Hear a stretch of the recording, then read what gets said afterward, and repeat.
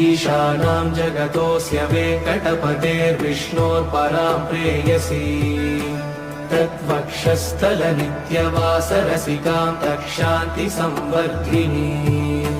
पद्मालङ्कृतपाणिपल्लवयुगां पद्मासनस्तां श्रियम्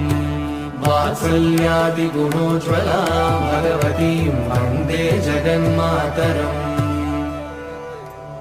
श्रीमन्कृपाजलनिधे श्रितसर्वलोकः सर्वज्ञशक्तनतवत्सल सर्वशेषिन् स्वामिन् सुशीलसुलभाश्रितपारिजात श्रीवेङ्कटेश शरणं शरणं प्रपद्ये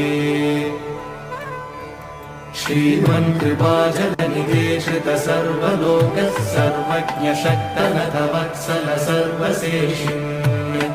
स्वामिन् सुशीलसुलभाश्रितपारिजात